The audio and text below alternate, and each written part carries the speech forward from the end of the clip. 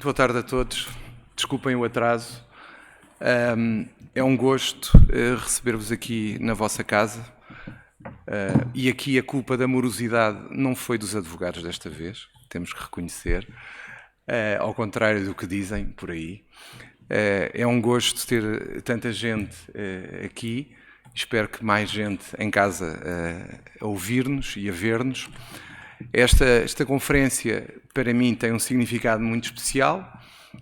Em primeiro lugar, porque tenho aqui comigo um dos professores de referência do meu curso de Direito, o Sr. Professor Dr. Jorge Miranda. É um gosto tê-lo aqui e recebê-lo nestas funções de bastonário que eu nunca imaginei vir a exercer, muito menos naquela altura em que era seu aluno. Nunca me passou pela cabeça e veja bem onde é que eu vim parar. Ter aqui também o Sr. Presidente do Tribunal Constitucional, Dr. José João Abrantes. É sempre um gosto vê-lo e recebê-lo aqui, e nas minhas outras vestes anteriores tivemos bastantes eventos conjuntos que foram, creio eu, êxitos, e por isso tê-lo aqui como Presidente do Tribunal Constitucional é uma honra ainda maior. Depois, naturalmente, quem está aqui também, o Sr. Bastonário José Miguel Júdice, que conseguiu uma das maiores vitórias da advocacia e das últimas grandes vitórias, que foi a Lei dos Atos Próprios. Não sei se todos sabem. Foi a ordem, mas sim, mas foi claramente quem liderou essa situação e por isso, naturalmente, é um dos bastonários que eu mais admiro e que tenho o gosto de ter, nos últimos tempos, bebido um pouco da sua sabedoria, que é muito maior do que aquela que eu algum dia conseguirei ter, e por isso agradeço essa partilha de conhecimento e de informação. E, por último, mas sem que seja qualquer desprimor, felicitar na pessoa do Dr. Telmo Simeão esta organização destas conferências, sendo que, para mim, é sempre um gosto ver aquelas pessoas que me acompanharam durante tantos anos no Conselho Regional de Lisboa, os funcionários, que de facto são quem nos ajuda nestas organizações, sempre superiormente comandados pela doutora Ana Dias, que eu creio que ela é mais o Conselho Regional do que qualquer presidente que lá passa. E por último, também, é o outro último, eu queria agradecer a todos os que estão aqui, porque de facto é muito importante ter estas pessoas que aqui estão hoje. Ontem também tive a sorte de ter aqui uma sala cheia com o Conselho Nacional de Estudantes de Direito, porque esta sala só faz sentido se de facto tiver pessoas, se forem só os quadros, não serve para grande coisa. Eu, antes de passar a palavra ao Dr. Telmo Simeão, queria lançar aqui para os presentes, não deixa de ser curioso, nos 50 anos da Constituição, nós estarmos a passar pelo maior teste de stress à Constituição e às instituições democráticas que nos representam a todos, através de um processo judicial cujo nome todos sabem e que, de facto, é, para mim, um teste daqueles bem grandes e que, de facto, o sistema terá que responder, e espero que a Constituição consiga, para além deste teste ao sistema judicial, consiga também sobreviver a outras situações que a colocam em causa diariamente, isto sem prejuízo necessariamente de haver ou não haver uma revisão que implique alterar algumas situações que a atual maioria política poderá entender que têm que ser alteradas.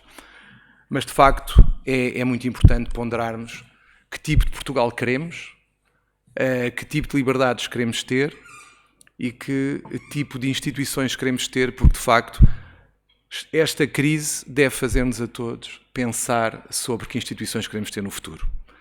Agradeço e passo a palavra ao Dr. Telmo Simeão. Muito obrigado, Sr. Bastonário. Muito boa tarde a todos os que estão aqui presentes no Salão Nobre da Ordem dos Advogados, aos que nos acompanham através da Justiça TV. Na pessoa do Sr. Bastonário, cumprimento todos os advogados aqui presentes.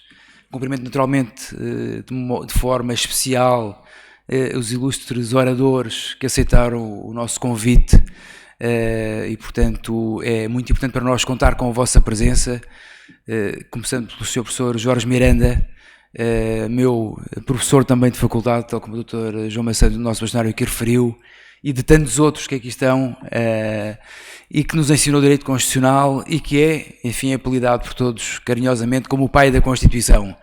É, de facto, um orgulho imenso para nós e uma grande honra contar com a sua presença e, naturalmente, quero também agradecer ao Dr. José Miguel Júdice, nosso bastonário também, com um papel importantíssimo na Ordem dos Advogados, advogado de referência e que também teve um papel importante na altura, enfim, daqui da Assembleia Constituinte, que veio a aprovar esta Constituição de 1976. E, naturalmente, o Sr. Presidente do Tribunal Constitucional, o Sr. Conselheiro José João Abrantes, nas suas funções atualmente de Presidente do Tribunal Constitucional, com a elevada importância daí resultante e o papel naturalmente fundamental que o Tribunal Constitucional tem, enfim, ao zelar pelo cumprimento cabal da Constituição da República Portuguesa. E é isso mesmo que aqui queremos discutir e assinalar, acima de tudo, assinalar esta data histórica dos 50 anos da Constituição da República Portuguesa, assim como os 100 anos da Ordem dos Advogados. A Ordem dos Advogados, enfim, passou e resistiu por várias Constituições, mas esta é aquela que democraticamente mais importância tem, naturalmente, e que celebrará a 10 de abril deste ano os seus 50 anos. Daí o motivo pelo qual termos considerado fazer este ciclo de conferências dos 50 anos da Constituição e dos 100 anos da Ordem dos Advogados. Hoje é a primeira dessas conferências, às quais se seguirão outras 3. Já agora posso informar as datas, que são sempre às sextas-feiras, é uma boa referência que podemos ter, nos dias 13 de março, 27 de março, decorrendo de 13 de março no Salão Nobre do Supremo Tribunal de Justiça, a de 27 de março no auditório da Faculdade de Direito de Lisboa e a de 10 de abril, que será a última, no auditório António de Almeida Santos, na Assembleia da República. E, portanto, marcaremos aí simbolicamente a data da aprovação da Constituição de 1976.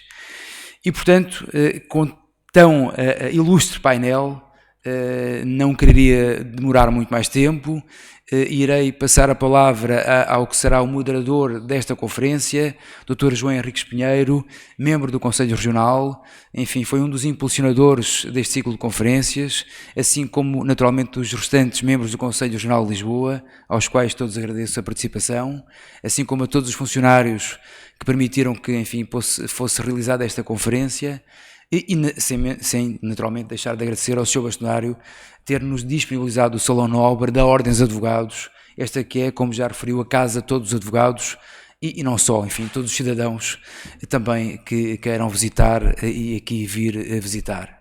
E, portanto, sem mais delongas, passo a palavra ao Sr. Dr. João Henriques Pinheiro, que irá fazer a apresentação dos oradores e que irá moderar o debate de seguida. Muito obrigado. Muito obrigado, Sr. Presidente. Subscrevo na íntegra e acrescentaria o muito que há para saudar e evocar a ilustre presença dos conferencistas que aqui estão hoje presentes e convidados. Cumprimentos particulares ao Sr. Bastonário da Ordem dos Advogados, a todas as colegas e colegas presentes. Umas notas muito preliminares para enquadrar o programa destas conferências, para que possamos seguir o fio condutor das mesmas ao longo de 4 sessões. Foi desde o início com enorme sentido de honra e responsabilidade que neste mandato identificámos a oportunidade de assinalar em sobreposição 2 datas históricas na vida judiciária portuguesa, os 100 anos da Ordem dos Advogados e os 50 anos da Constituição da República Portuguesa, efemérides que ocorrem em simultâneo em 2026. Não são apenas, como todos reconhecerão, dados cronológicos, salientam, por um lado, o papel que a Ordem dos Advogados sempre teve entrelaçada com a história do Estado de Direito em Portugal e afirmamos convictamente que, neste século, a Ordem dos Advogados esteve sempre na vanguarda da defesa dos direitos, liberdades e garantias das pessoas, mesmo em tempos em que esses direitos, liberdades e garantias não estavam salvaguardados. Por sua vez, a Constituição de 1976, para nós portugueses, sociedade portuguesa, acaba por ser um marco fundacional assente na dignidade da pessoa humana, na identificação e salvaguarda de direitos fundamentais, na separação de poderes, na fiscalização dos poderes públicos pela própria Constituição. Portanto, são legados civilizacionais que Portugal também contribuiu para deixar na história do constitucionalismo. Obviamente que ao longo de 50 anos a Constituição foi objeto de revisões que, grosso modo, acompanharam a evolução social e económica de Portugal e da sociedade portuguesa. E é, portanto, neste contexto e com um profundo empenho e vontade de homenagear a Constituição e a Ordem que propomos este conjunto de conferências.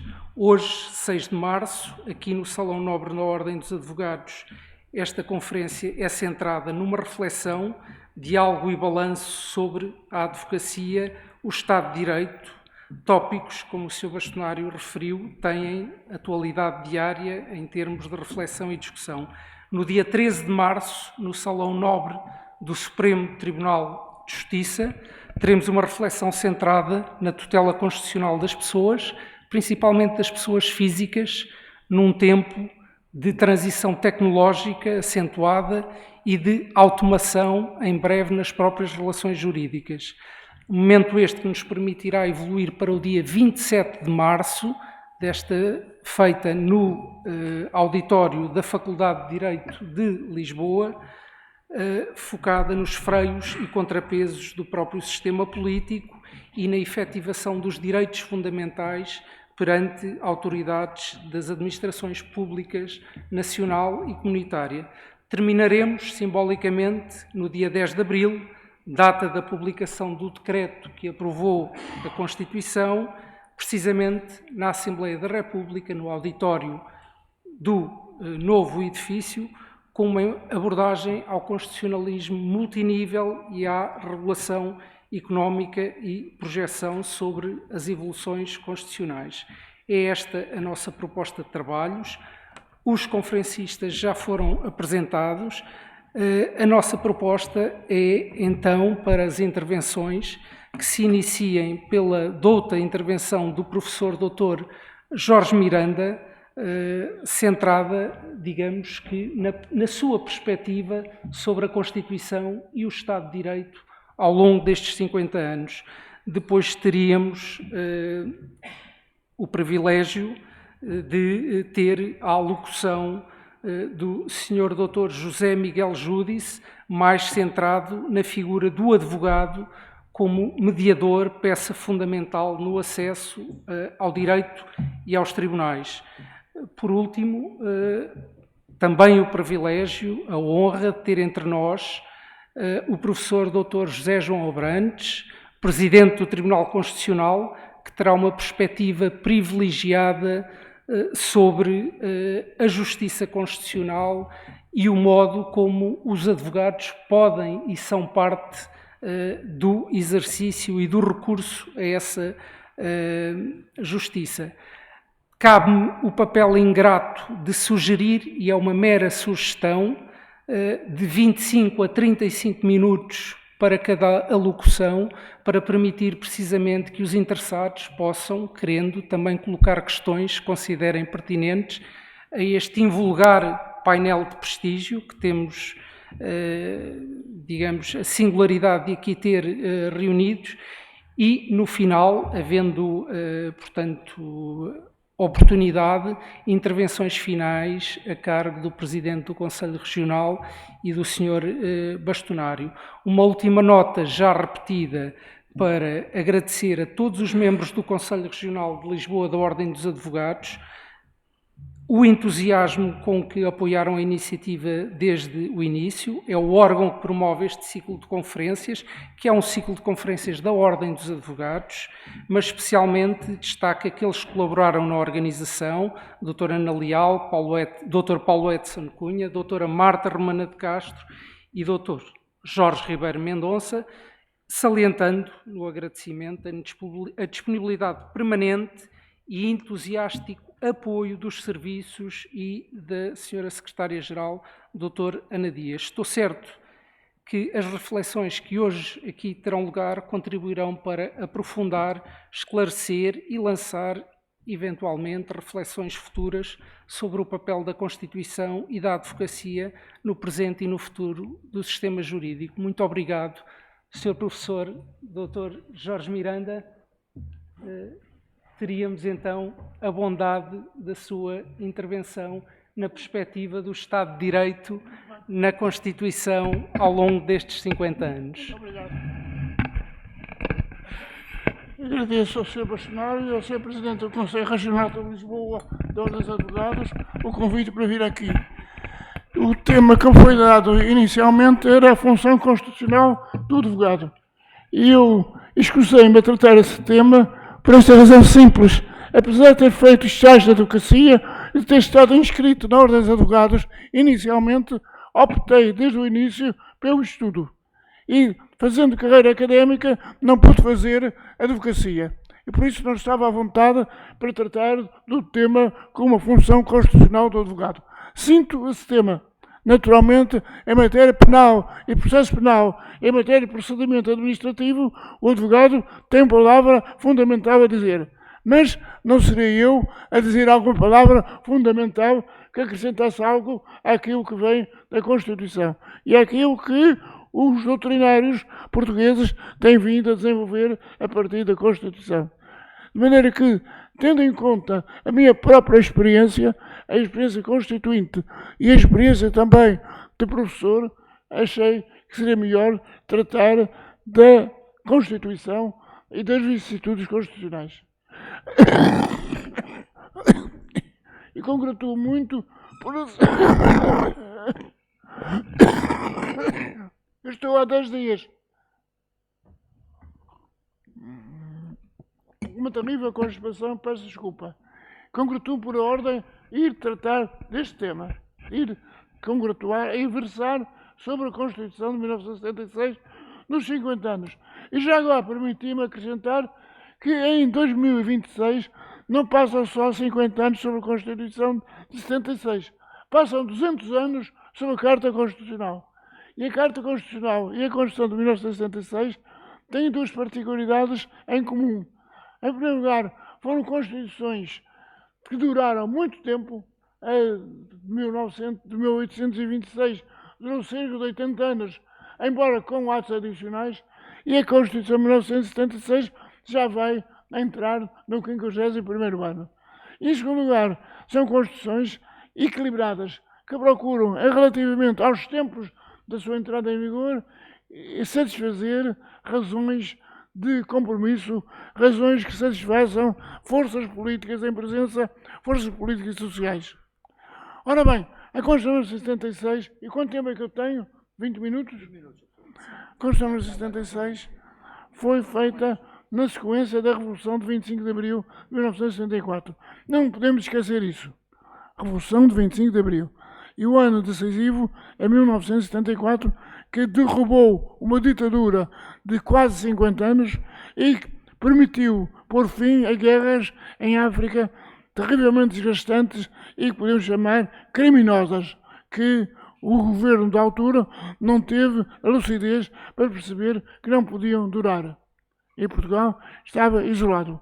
A Constituição de 66, na sequência da Revolução, pelo contrário, abre o caminho não só à democracia em Portugal, como também à independência dos territórios africanos.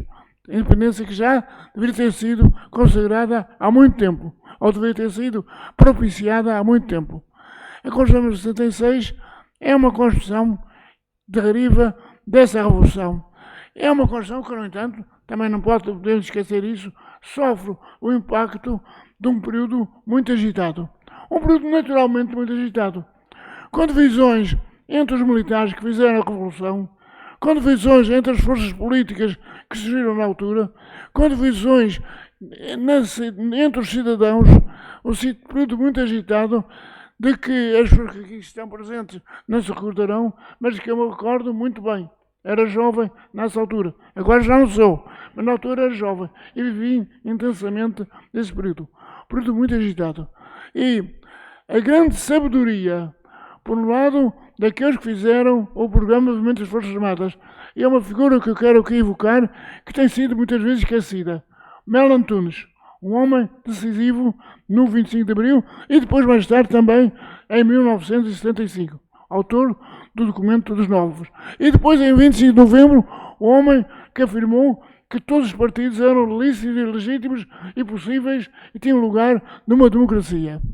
Portanto, a Revolução feita em nome de restauração da liberdade e convocou uma Assembleia Constituinte. Esta Assembleia Constituinte foi eleita na base de uma lei eleitoral em cuja feitura eu também participei, juntamente com outros juristas, entre os quais António Barbosa de Melo, um professor de Coimbra, que nós fizemos isso, e uma lei eleitoral que abriu caminho para o voto, ou melhor, que na continuação do programa do MFA, abriu caminho para o voto universal, direto e secreto. E em 25 de abril de 1975, votaram 91,92% dos portugueses. A maior participação cívica, política que tinha havido em Portugal e que não se repetiu. Há um autor que eu tenho citado muitas vezes, que é um autor da minha preferência, Miguel Torga, que no seu diário se refere com emoção ao que foi a votação em 25 de abril de 1975. E essa votação, a par do equilíbrio que se conseguiu, apesar de tudo, fazer nas Forças Armadas, é que permitiu que a Assembleia Constituinte entrasse em funções, começasse a trabalhar e viesse a fazer uma Constituição que não digo que não tenha defeitos, mas que no essencial é extremamente positiva. E agora, passando à Constituição, na Assembleia Constituinte havia uma maioria dos partidos identificados com a democracia representativa e liberal de tipo ocidental e havia 2 partidos ou 3 partidos que apareciam mais voltados para uma Cuba europeia. Prevaleceram os partidos democráticos. E isso viu-se em 2 votações decisivas. Primeiro, a consagração de um período de antes da ordem do dia, o que não era permitido à luz da letra estrita do programa da lei eleitoral, ou mesmo do programa de movimentos das Forças Armadas. A Assembleia Constituinte não assumiu poderes legislativos, mas assumiu poderes de discussão e de debate político. Pôde assim qualquer deputado levar à Assembleia os problemas concretos que se viviam em Portugal. E a segunda deliberação, e mais importante, foi a sistematização da Constituição. Também aí havia 2 alternativas. Ou pôr em primeiro lugar os direitos fundamentais, ou pôr em primeiro lugar a organização económica. E prevaleceu a opção pela prevalência ou o primado dos direitos fundamentais. Primeiro, os direitos fundamentais. Depois, a organização económica. Não é a economia que determina os direitos, que determina o sistema jurídico, é o sistema jurídico que conforma a economia. Esta é uma opção decisiva que se fez logo quando a Assembleia Constituinte começou a trabalhar.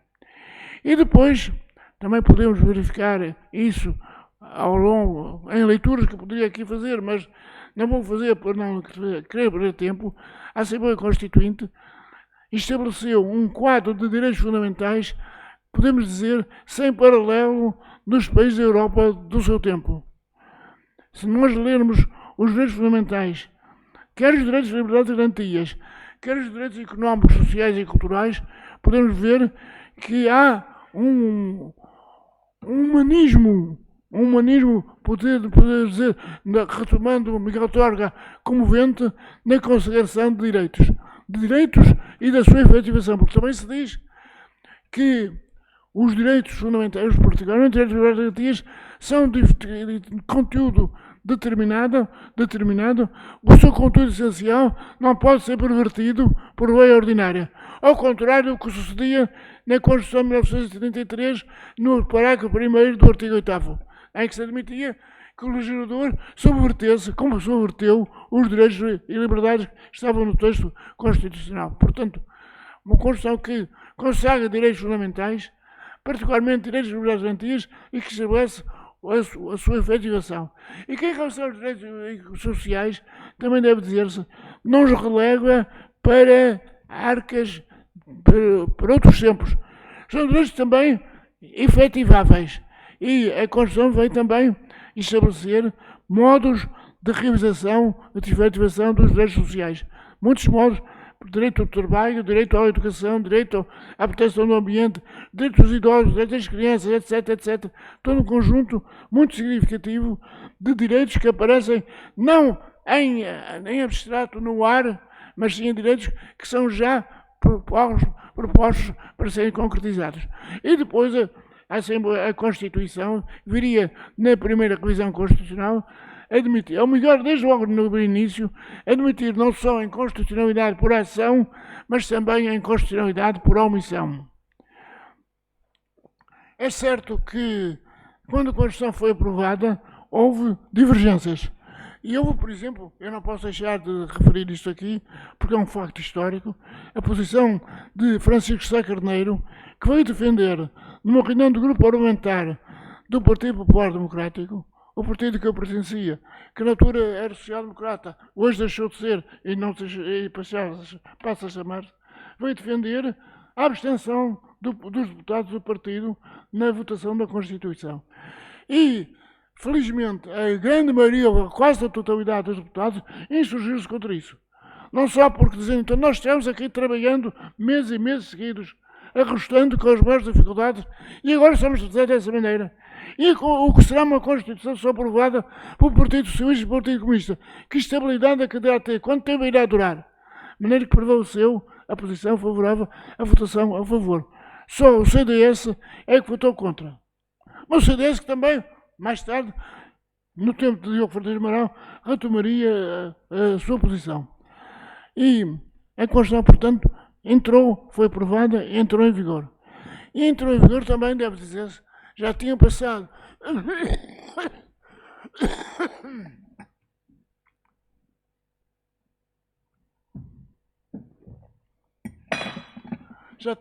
factos turbulentos, mas, apesar de tudo, conseguiu ao entrar em vigor. Entrou em vigor, houve dificuldades na formação dos primeiros governos. Houve dificuldades que foram ultrapassadas por se conseguir alguns acordos. Em particular, teve também aí um papel muito importante o general António Rameganes, conseguindo um mínimo de consenso acerca dos governos. E depois também, já que falei em pessoas, Mário Soares. Manuel Antunes, Rameganes, Mário Soares, as três personagens mais importantes do período inicial da vigência da Constituição. E a Constituição entrou em vigor. Houve, da parte da doutrina, de certa doutrina, e da parte de certos partidos políticos, interpretações divergentes acerca da Constituição. Porque ela falava em socialismo, porque tinha algumas normas com ostentações ideológicas partidárias, havia quem colocasse isso acima da democracia. Mas era errado, porque a Constituição, desde o início, no artigo 1º afirmava a dignidade da pessoa humana e no artigo 2º dizia que Portugal era um Estado de Direito. E no preâmbulo dizia Estado de Direito Democrático. E, portanto, isso prevaleceria sobre qualquer tentativa de interpretação do socialismo acima da democracia. Socialismo sim, mas sim na base da democracia. Socialismo sim, mas não contra a democracia. Esta é a ideia da Constituição. E depois entraram em funções órgãos de fiscalização. Os tribunais em geral, com fiscalização concreta.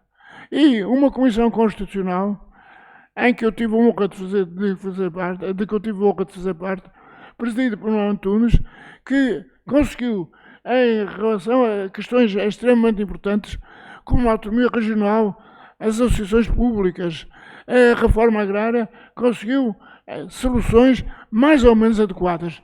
Pelo menos mais ou menos adequadas a esse tempo. E também, tanto a Constituição não era uma Constituição socialista, que foi possível, em 1977, Portugal pedir a adesão às comunidades europeias. Foi possível isso. E depois a revisão constitucional de 1982, a primeira revisão constitucional, viria a esclarecer a situação e a tornar patente que se tratava de uma Constituição democrática, liberal, representativa.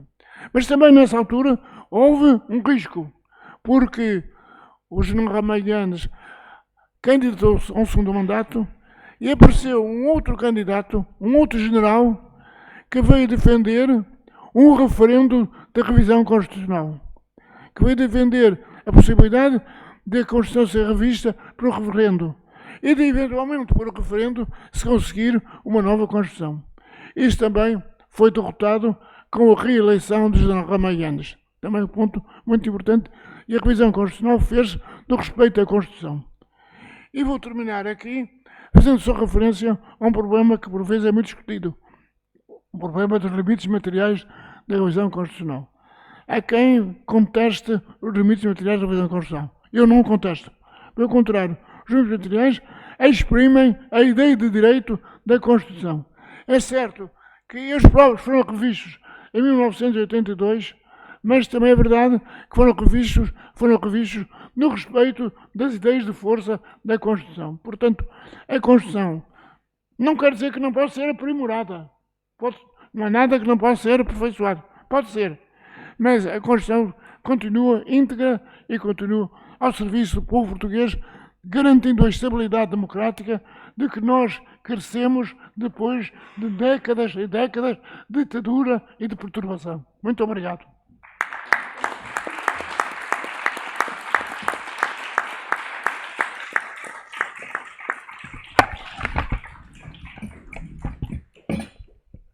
Agradecemos muito ao professor Dr. Jorge Miranda por esta sinopse breve das ideias políticas e dos fundamentos da Constituição da República Portuguesa e endereçávamos então a intervenção ao Sr. Dr. José Miguel Júdice na perspectiva de contribuir para a identificação e correlação do advogado nesta mesma Constituição. Muito boa tarde. Queria começar por cumprimentar os ilustres membros da mesa e todos os presentes e agradecer, muito penhorado, que se tivessem lembrado de mim para participar neste debate. Queria dizer que, quando fui confrontado com o tema, tinha duas opções possíveis. Uma era fazer uma intervenção sobre o papel do advogado, ou então focar mais no direito ao acesso ao direito. Optei pela segunda possibilidade, por duas razões. A primeira é porque me parece incontroverso e, portanto, talvez desnecessário de grande debate, mas, sobretudo, profundamente conhecido aqui, qual é o papel do advogado na Constituição. Aliás, a advocacia tem dignidade constitucional, o que não acontece em todas as constituições democráticas e, obviamente, não acontece nas outras, onde a própria ideia de advogado é incompatível com a lógica desses regimes. Portanto, preferi fazer uma reflexão que nos obriga a mim, nos obriga a todos a pensar com serenidade e elevação sobre um tema que é complexo, mas que é essencial. Creio que, se não soubermos fazer uma reflexão séria e corajosa e se não formos um instrumento das mudanças necessárias, a inação pode levar a consequências nefastas para os cidadãos consumidores. Reconheço que gosto de chamar assim. Somos cidadãos, mas também somos consumidores. Temos direitos de consumidores e temos direitos de cidadãos que não são incompatíveis. Seja como for, se realmente o não fizermos, é mau. Além disso, sendo um antigo bastonário, apesar de há 6 anos, por opção livre, me ter retirado da prática profissional como advogado, tenho o dever institucional de ajudar a Ordem a enfrentar problemas que não são fáceis para quem está a exercer cargos, como é o caso do Presidente do Conselho Regional, que aqui saúdo, e do meu bastonário, que também saúdo. Antes de mais, quero que fique claro para todos que, pelo menos com base na informação que eu tinha muita em 2005, ou até 2005, o sistema do acesso ao direito tem qualidade que não é inferior do ponto de vista técnico nem do ponto de vista ético à que define em média a prestação dos serviços de advocacia no mercado livre a clientes que diretamente escolham o seu advogado. Dizer isto e realçar isto não é coisa pouca. Também considero que o bastonário João Massano tem razão em muitas coisas, como é evidente, mas tem razão concretamente quando diz o assegurar o regime do acesso ao direito implica que o aumento de pagamento dos honorários a advogados no sistema seja revisto, para que não espere por processos, não quero apenas falar do mais famoso dos processos que se arrastam, mas qualquer processo complexo demora muitos anos. Mas também quero que fique claro, e voltarei adiante ao tema, que, em minha opinião, o grau de exigência no sistema do acesso ao direito tem de passar a ser maior do que a média de qualquer obrigação, porque os advogados prestam aí serviços a cidadãos que não são responsáveis pela escolha do advogado que os vai apoiar. Voltamos então ao princípio. O princípio era o artigo, e é o artigo 20 da Constituição. Não vou amassá-los a lê-lo, tenho receio, aliás, que não o saiba ler tão bem quanto aqueles que já o decoraram. Eu não decorei, mas sei-o de cor, digamos assim.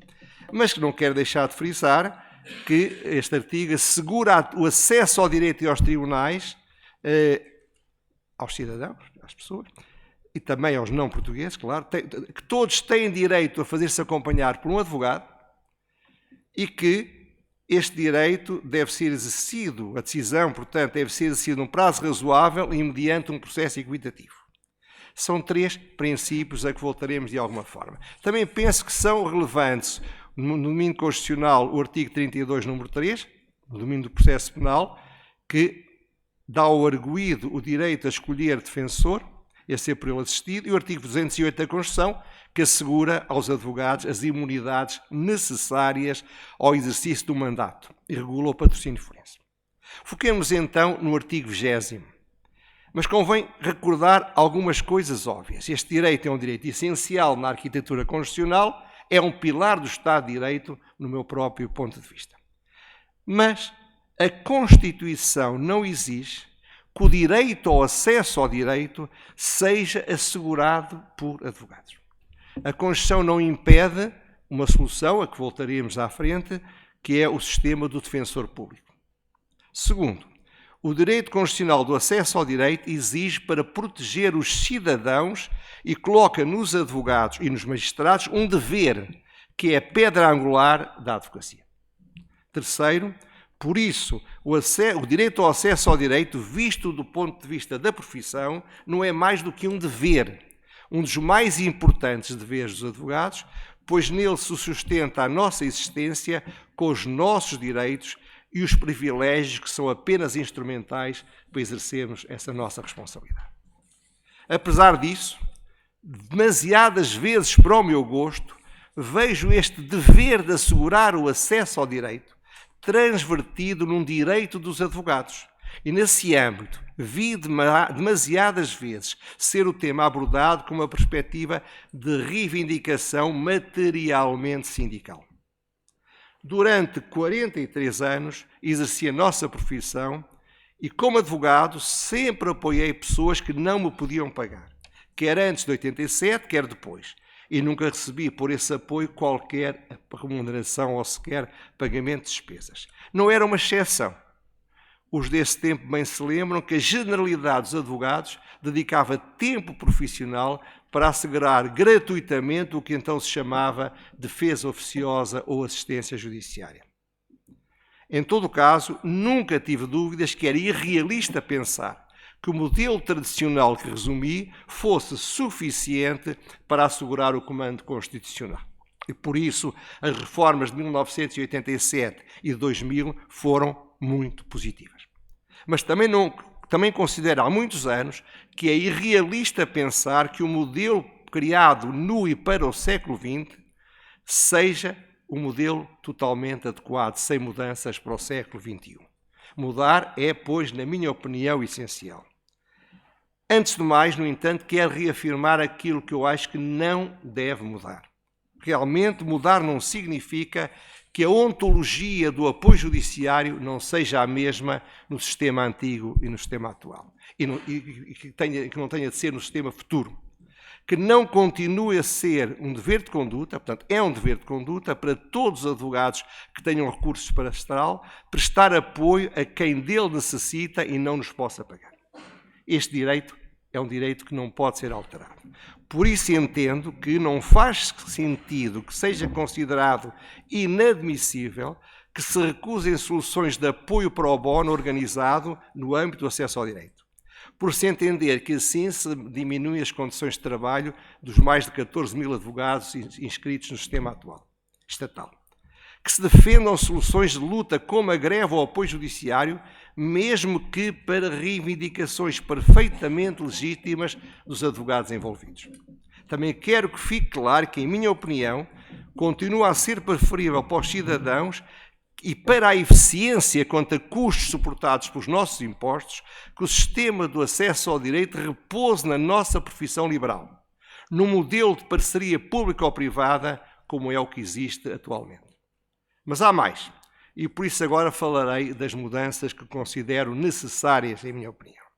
Considero, como no tempo do meu bastonato acontecia em Espanha, que os advogados e estagiários que queiram começar a dedicar-se ao sistema do apoio judiciário estatal, em que não são escolhidos por cidadãos diretamente, devem ser obrigados a frequentar um curso de formação inicial para exercer a advocacia forense e consulta jurídica. Era assim em Espanha, que não impunha qualquer formação inicial para quem não quisesse entrar no sistema. Esta formação até há pouco tempo era erradamente obrigatória para todos, mesmo para os que não quisessem dedicar ao patrocínio forense. A formação inicial para o sistema de acesso ao direito deve poder ser dada por entidades credenciadas e reguladas pela Ordem dos Advogados, como escritórios de advogados, instituições de ensino superior e autarquias, e por defeito pela própria Ordem, com foco na prática processual e em técnicas de mediação e de negociação. A razão desta proposta de mudança é para mim óbvia, como era óbvia para o legislador espanhol e para o Conselho Geral da Advocacia Espanhola há 20 anos. Quando o patrocínio forense é assegurado sem que o cidadão tenha podido escolher o seu mandatário, a profissão organizada, também aliás no seu próprio interesse, tem um dever de garantir a qualidade ética e técnica do profissional selecionado com muito maior rigor e certeza. Além disso, considero que a sobrevivência da advocacia como profissão organizada e regulada ao serviço dos cidadãos exige há muitos anos que se evolua para a especialização, como acontece há décadas com os advogados e com os engenheiros. Essa especialização está em curso. No sistema estatal de acesso ao direito deve ser implementada com base em candidaturas com provas de formação contínua e não por declaração unilateral de cada candidato que se auto-intitule especialista.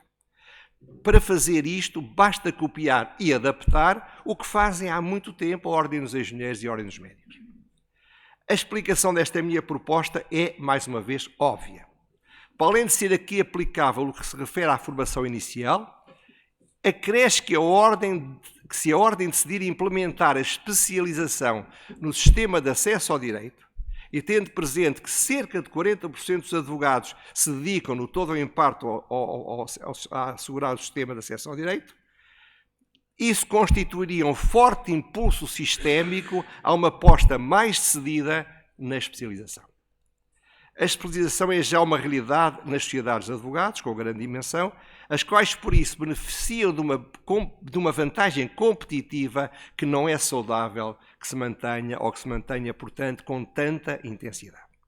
É com esta proposta, não estou a defender que só advogados com estatutos especialistas, possam exercer o sistema de acesso ao direito. Longe disso.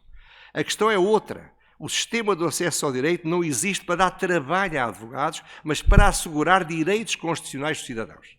E de um modo que seja eficiente e tenha qualidade. Sendo assim, considero que os advogados inscritos no sistema que tenham a especialização adequada para o caso concreto devem ter prioridades para os que tenham optado por não adquirir a especialização pedida para esse tipo de mandato. Com este tipo de reformas, tenho a certeza que serão reforçadas as condições para se manter o vigente sistema de parceria pública ou privada, como sempre desejei e, evidentemente, continuo a desejar. E eu creio que isto é bom para todos, incluindo para quem paga impostos e para os utilizadores do sistema, como se demonstrou em outros modelos de parceria que tiveram sucesso. A Ordem pode não querer. A Ordem pode não conseguir processar esta modernização do sistema e gerar a densificação da qualidade do serviço prestado. Mas, nesse caso, o risco para a profissão é evidente. E tem um nome. Esse risco chama-se defensor público. O sistema alternativo de defensor público existe em muitos países democráticos, na América Latina, nos Estados Unidos, no país de Gales, na Escócia e, em alguma medida, em Espanha e Inglaterra. Quando há 25 anos servi como bastonário, o Estado de Direito e a profissão, tinha as maiores dúvidas de que o sistema de defensor público fosse melhor para os cidadãos. Com certeza que não era. E ainda hoje é o que penso. Mas imaginemos, como diria John Lennon a outro propósito, que perante a recusa ou desinteresse da Ordem dos Advogados em modernizar e qualificar o sistema, o Estado optasse por abrir concursos para contratar advogados como defensores públicos especializados para estarem disponíveis nos principais meios urbanos e em concorrência com o atual sistema. Isto já existe em muitos dos países que eu acabei de referir. Por isso, quem não desejar, como eu, a entrada do defensor público no sistema de acesso ao direito, sabe que os advogados e a sua ordem devem convencer os cidadãos eleitores e os decisores políticos de uma PPP, como o sistema atual é melhor do que a estatização do acesso ao direito. E também há que evitar erros e atitudes contraproducentes. E, em concreto, devemos recusar, evitar ou encerrar o necessário debate ou optar por declarações grandiloquentes e definitivas ou até, o que seria ainda pior, meter a cabeça debaixo da areia. Pois isso seria a pior maneira de defender que nós, cidadãos e consumidores, somos melhor servidos por um sistema de acesso ao direito sustentado em profissionais liberais do que noutro sustentado em funcionários públicos. Acredito que ninguém na nossa profissão queira cometer esses erros. Mas alerto, e é o meu dever, porque este problema é muito complexo, é muito difícil e é preciso ter muita coragem para o enfrentar, e eu não preciso nada disso porque não tenho nenhuma atividade, nenhuma função que seja relevante para este efeito, mas entendo que a inação perante os desafios e o adiamento de soluções inevitáveis pode objetivamente ter o mesmo pernicioso efeito do que cometermos conscientemente erros que não queremos cometer. Muito obrigado pela vossa atenção.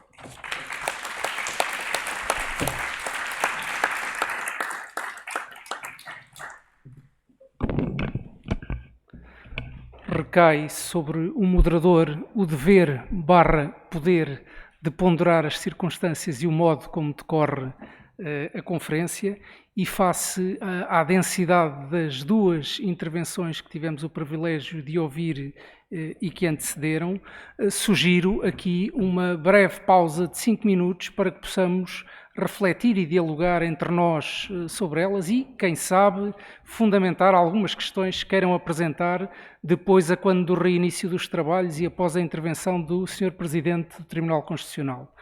Pedi então a vossa tolerância para estes 5 minutos de pausa.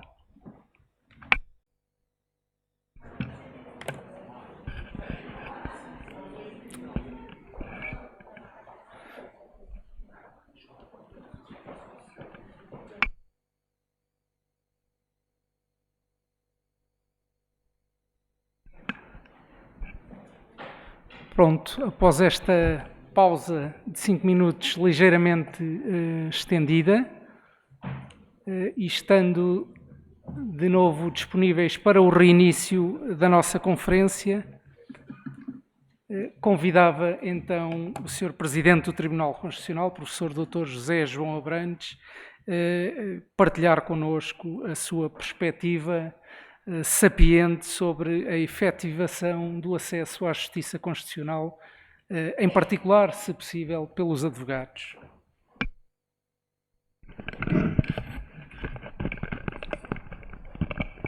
Obrigado. Ora, boa tarde a todos. Saúdo em primeiro lugar o Sr. Bastonário, meu querido amigo, Dr. João Massano, e agradeço ao Sr. Bastonário e ao Sr. Presidente do Conselho Regional de Lisboa, da Ordem dos Advogados, o convite para participar nesta conferência, o que faço com muito gosto e com muita honra. Saúdo naturalmente não apenas o Sr.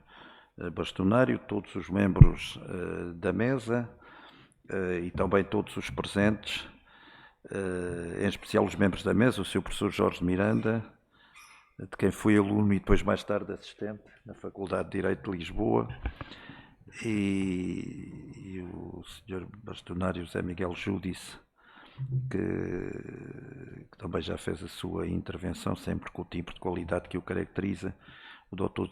Telmo Simeão e o Dr. João Pinheiro.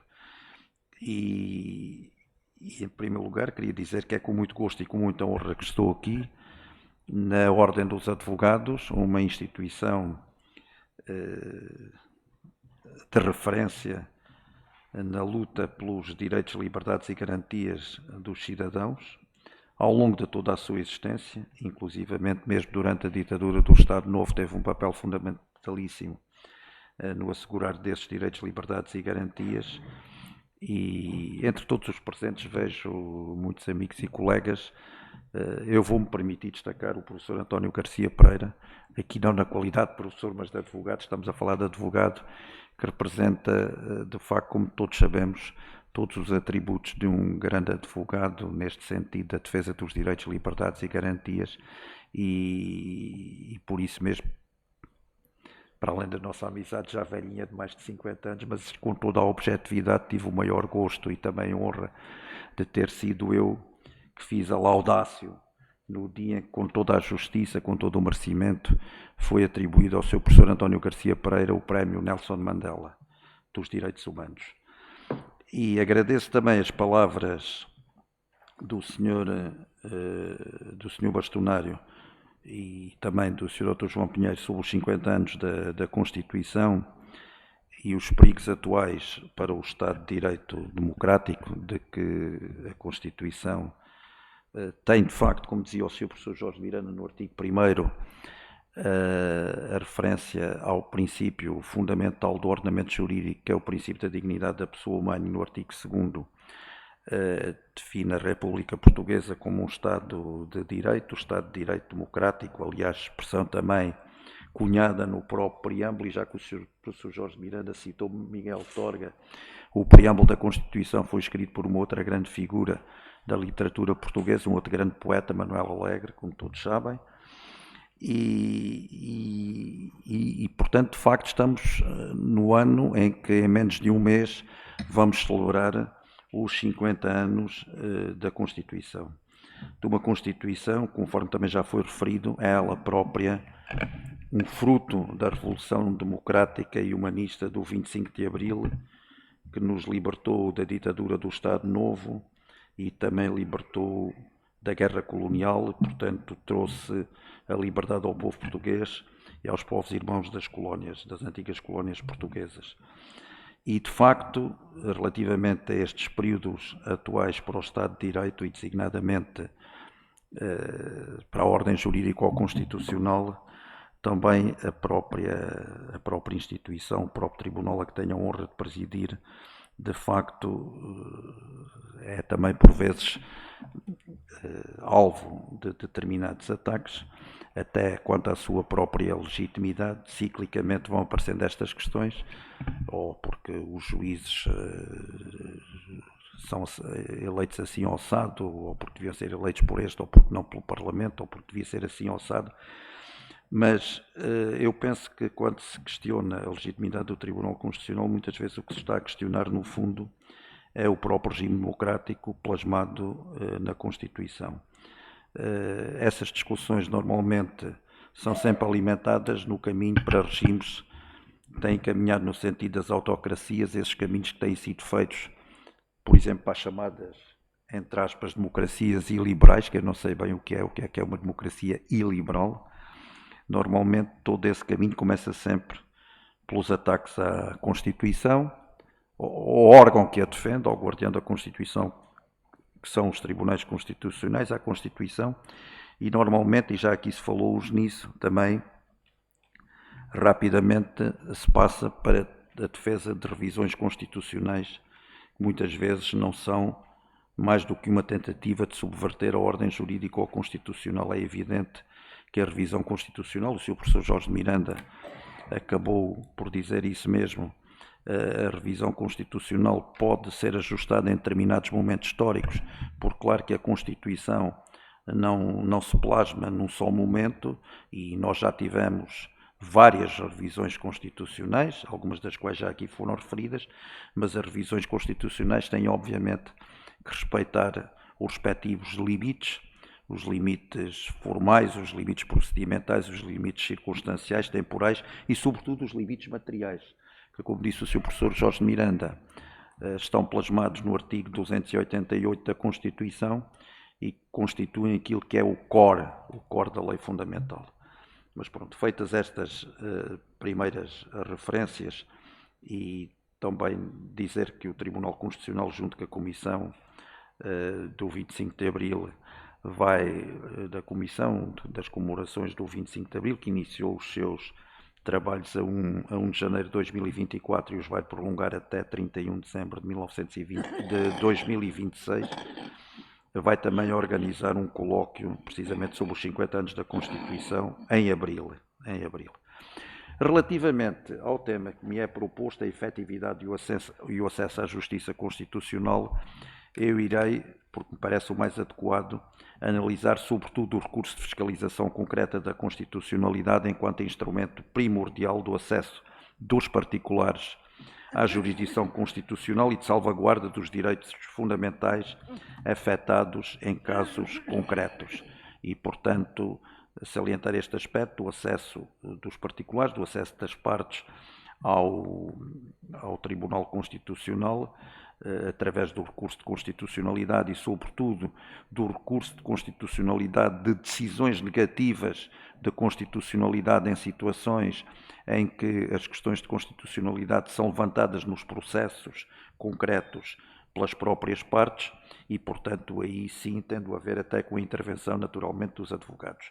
De facto, é a fiscalização concreta da constitucionalidade que constitui um mecanismo de acesso dos particulares ao Tribunal Constitucional, e mais adiante já falarei do confronto desta modalidade de acesso ao Tribunal Constitucional com outras figuras como a Verfassungsbeschwerde do direito constitucional alemão ou o recurso de amparo do direito constitucional espanhol, mas este é um mecanismo de acesso como forma de assegurar a salvaguarda dos direitos fundamentais que os cidadãos considerem afetados em casos judiciais.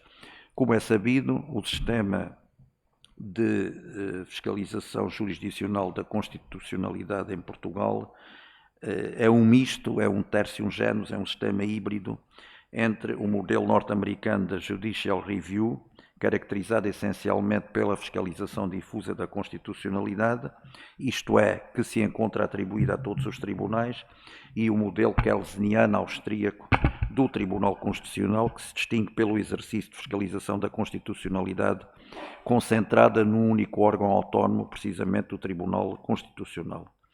Por um lado, a Constituição portuguesa, e nesse aspecto Portugal foi pioneiro pela introdução da fiscalização judicial da constitucionalidade no espaço jurídico europeu, por influência do constitucionalismo norte-americano e também da Constituição Brasileira Republicana de 1891, a nossa Constituição Portuguesa de 1911 introduziu a fiscalização judicial difusa da constitucionalidade, atribuindo a todos os tribunais competência para apreciar a conformidade constitucional de normas suscetíveis de aplicação em decisões judiciais.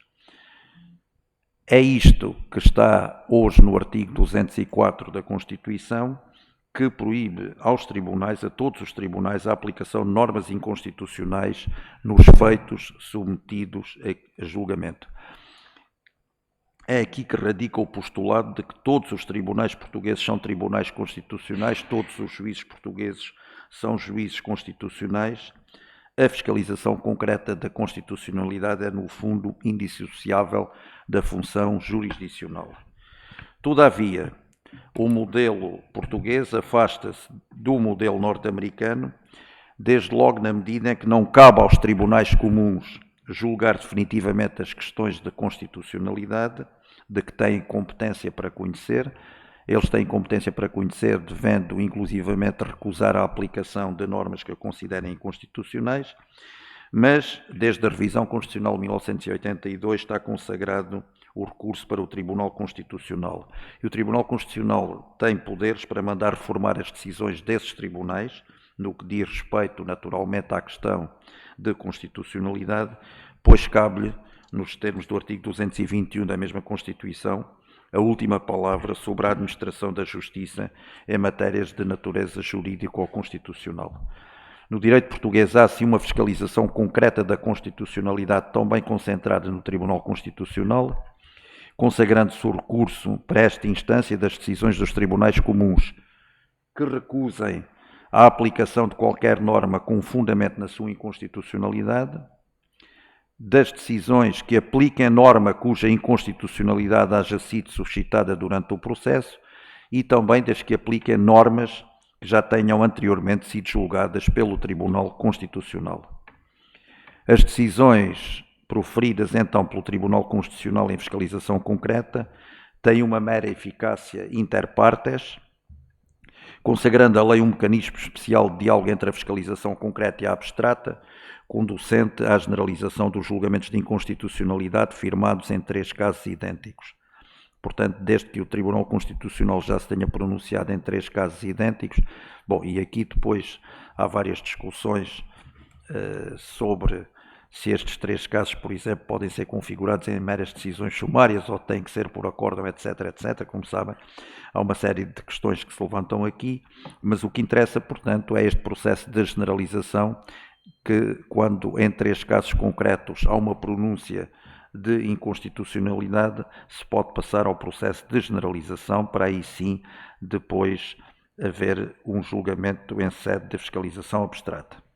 Assim, os tribunais comuns podem apreciar e julgar a inconstitucionalidade de normas aplicáveis à resolução de litígios que lhes são submetidos, o que fazem a título incidental, sendo que a decisão que recaia sob a apreciação da questão de inconstitucionalidade, dela cabe sempre recurso para o Tribunal Constitucional, naturalmente restrito a esse objeto, apenas à questão de inconstitucionalidade.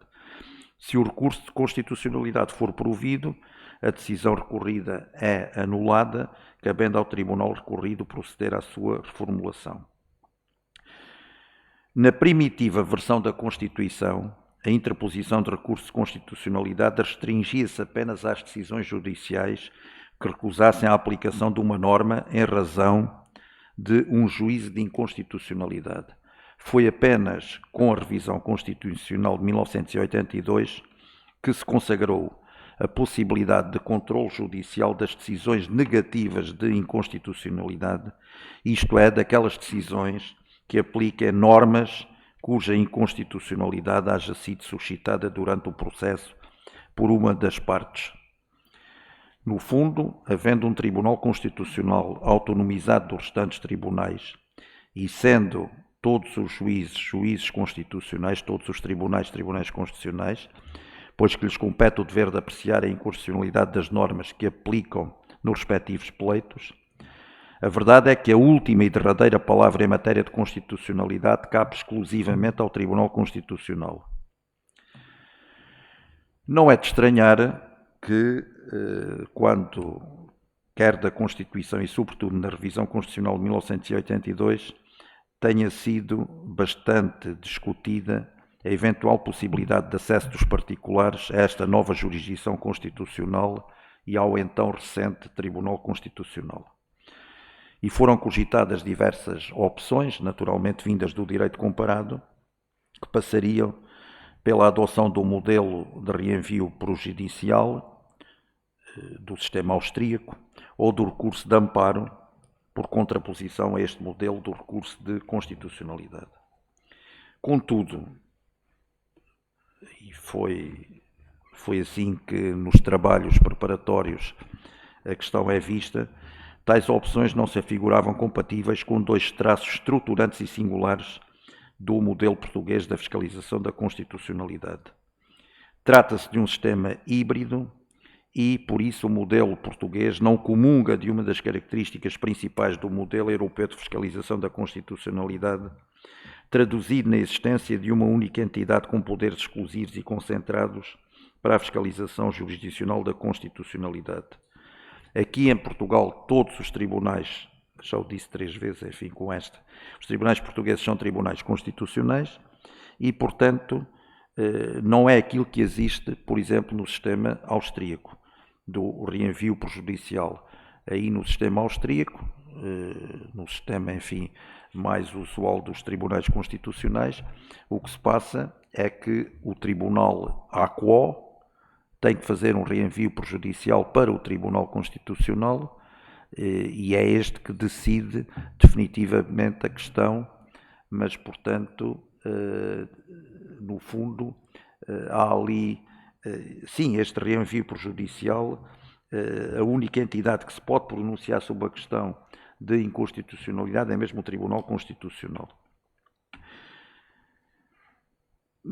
Embora o controle abstrato e concentrado da constitucionalidade desempenhado pelo Tribunal Constitucional tenha sempre a sua origem num processo concreto, é ao juiz desse processo que cabe decidir se suscita ou não a intervenção do Tribunal Constitucional para a fiscalização abstrata da constitucionalidade. Portanto, é um sistema diferente do nosso. Para além disso, no nosso sistema há uma outra característica muito importante, é que é um sistema de fiscalização da constitucionalidade estritamente normativo. Ou seja, o Tribunal Constitucional aprecia a conformidade ou não conformidade constitucional de normas e não de actos ou decisões de poderes públicos potencialmente lesivos de direitos fundamentais, como, por exemplo, actos administrativos e sentenças judiciais.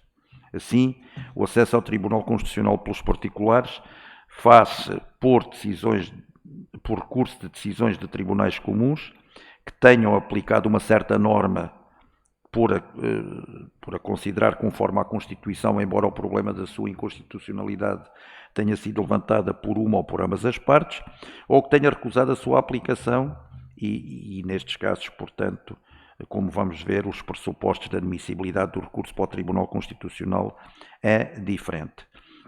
É esta a forma como no direito português os particulares têm um meio para procurarem no juiz constitucional remédios para as situações em que se sintam pessoalmente afetados nos seus direitos, liberdades e garantias. Ora bem, como já resultou do que disse anteriormente, os recursos de constitucionalidade em fiscalização concreta podem ser agrupados em 3 tipos.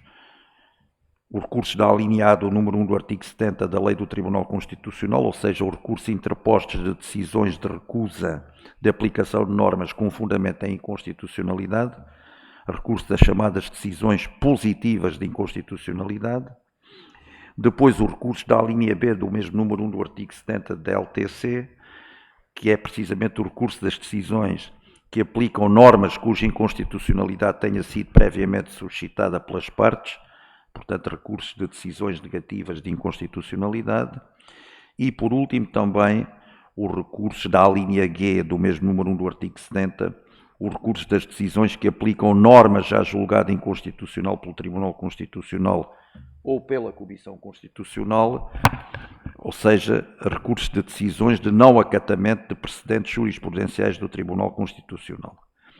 A via por excelência de acesso dos particulares à jurisdição constitucional é precisamente a interposição de recurso de constitucionalidade das decisões negativas de inconstitucionalidade, ou seja, o recurso de constitucionalidade da linha B do número 1 do artigo 70 da LTC.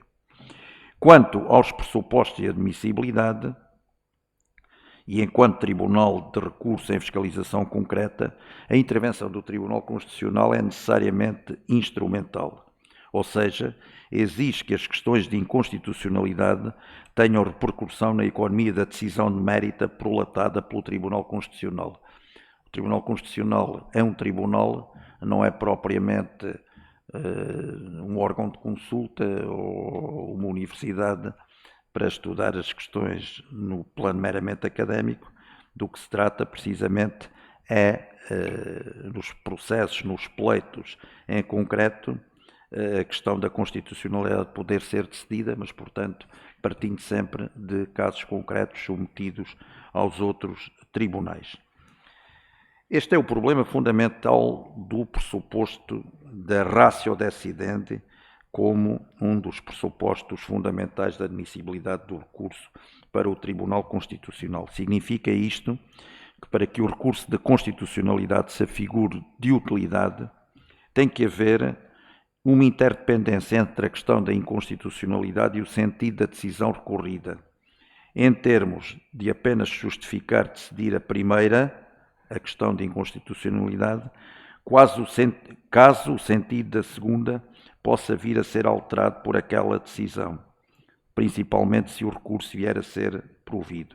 Isto implica, naturalmente, que tenha que haver uma identidade da ratio decidente da decisão recorrida, da decisão do Tribunal à quo, com o objeto do recurso de constitucionalidade, porque de outra forma, portanto, não vai ter qualquer influência na decisão da causa. A utilidade do recurso de constitucionalidade é liminarmente afastada quando o critério normativo sindicado não coincide com aquela que foi aplicado pelo Tribunal à quo, independentemente da modalidade de recurso de constitucionalidade tiver sido interposto. Depois, um outro pressuposto é que o seu objeto seja necessariamente normativo, dirigindo-se à norma aplicada para dirimir o caso concreto e não ao ato de julgamento ou decisão de mérito do tribunal recorrido. O Tribunal Constitucional exerce um contencioso de normas, por contraposição a um contencioso de decisões judiciais. O controle destas compete aos tribunais de cúpula das respectivas jurisdições e o âmago das suas funções consiste no controle do legislador e não do julgador. É evidente que nós julgamos actos legislativos sempre também com a preocupação, obviamente, de não nos transformarmos em legisladores sequer negativos e muito menos positivos. Isto é uma outra questão que tem a ver com o princípio da separação de poderes, obviamente. Há aqui um aspecto importante, e eu talvez esteja a alargar demasiado em relação aos minutos que me foram dados, mas vou tentar então abreviar. Há aqui uma questão que vem desde a Comissão Constitucional. A jurisprudência constitucional tem desenvolvido um labor profícuo e denso na tentativa de lograr alcançar um conceito funcional de norma, no sentido de que a norma não é apenas a norma, a lei em sentido formal, inserida num diploma legal, mas considerar norma qualquer proposição que contenha uma regra de conduta ou um critério de decisão para os particulares, para a administração ou para os tribunais, independentemente da natureza formal do acto onde a mesma se insira. E, designadamente, há aqui uma questão muito importante, que é o facto da jurisprudência do Tribunal Constitucional ter permitido, a partir deste raciocínio, a sindicância não apenas de normas, mas também de interpretações normativas. E assim se alargou, portanto, o âmbito de cognição do Tribunal Constitucional, mas, ao mesmo tempo, com esta ideia de se consentir no controle de interpretações normativas, sendo a norma compreendida não apenas no seu sentido genérico e objetivo, mas sim como foi interpretada e aplicada na resolução do caso concreto pelo julgador, é aqui que se colocam muitas vezes as questões de distinguir bem ou aferir bem o critério de fronteira entre uma norma ou interpretação normativa aplicada na decisão judicial, que é apta a informar um objeto idóneo de recurso, e, por outro lado, a sindicância do processo subsuntivo ou do acto de julgamento. Esta é uma das questões muito tratadas na jurisprudência constitucional e que envolve maiores dificuldades. Estas áreas de maior dificuldades prendem-se, por exemplo, com o preenchimento de conceitos indeterminados ou cláusulas gerais, com a integração de lacunas, com a existência de pretensas normas implícitas, sendo também igualmente muito controversa a fronteira entre o controle normativo e o controle da decisão judicial, quando, por exemplo, estejam em causa interpretações normativas aplicadas a matérias onde vigora o princípio da legalidade penal ou fiscal, designadamente do artigo 103, por exemplo, em matéria fiscal, mas não só, também em matéria penal, os princípios da legalidade, da não retroatividade, etc. É precisamente nestas zonas de fronteira entre a fiscalização de uma interpretação normativa que é admissível e a reapreciação de uma decisão judicial, essa inadmissível, que o problema do acesso e da efetividade da justiça constitucional muitas vezes se joga. De qualquer forma, este alargamento do conceito funcional da norma, ou melhor, esta concretização do conceito funcional da norma, tem permitido o alargamento do acesso à justiça constitucional por banda dos particulares, por parte dos particulares. Bom, eu vou tentar ser mais rápido, peço imensa desculpa, porque de facto nestes últimos dias, esta semana tenho tido, tenho todas as semanas, mas esta semana tem sido particularmente complicada no Tribunal Constitucional, aliás, ainda hoje, portanto, como alguns sabem, acabei por não ter tempo para almoçar e vim para aqui e, portanto, estou a seguir fundamentalmente um artigo que escrevi relativamente há pouco tempo sobre esta matéria. Gostaria de ter sintetizado um pouco mais, mas vou tentar focar apenas os pontos principais do que queria dizer.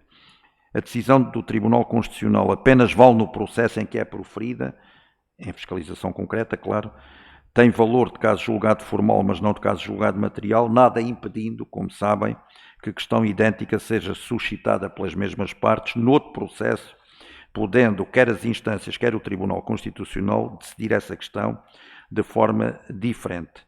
Ou seja, o legislador português recusou a consagração de um sistema de substituição e preferiu antes um sistema cassatório mitigado.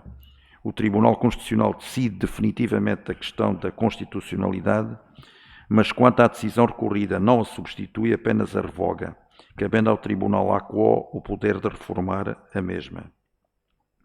Os tribunais comuns, e designadamente os tribunais superiores, são, pois, obrigados a reformar as respectivas decisões de acordo com a decisão do Tribunal Constitucional quanto à questão de constitucionalidade. Como também é sabido, em fiscalização concreta, a pronúncia por inconstitucionalidade sobre uma determinada norma não a faz desaparecer do sistema jurídico.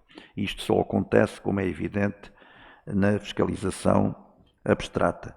O que se pode passar é precisamente o tal processo de generalização de que já falei atrás, que é quando uma norma tenha sido julgada inconstitucional em 3 casos concretos, pode ser aberto um processo de fiscalização abstrata, cuja iniciativa pertence ao Ministério Público ou a um juiz do Tribunal, e tem que se exigir para o efeito a identidade da norma julgada inconstitucional, obviamente.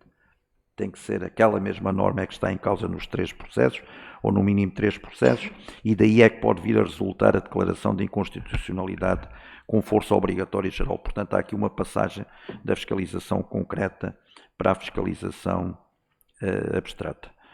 Como se compreende, e aí sim, portanto, podendo a norma, por via da fiscalização abstrata, vir a desaparecer do ordenamento jurídico. Ora bem, eu iria concentrar a minha atenção fundamentalmente no recurso de decisões negativas da inconstitucionalidade, precisamente naquelas em que, de facto, a iniciativa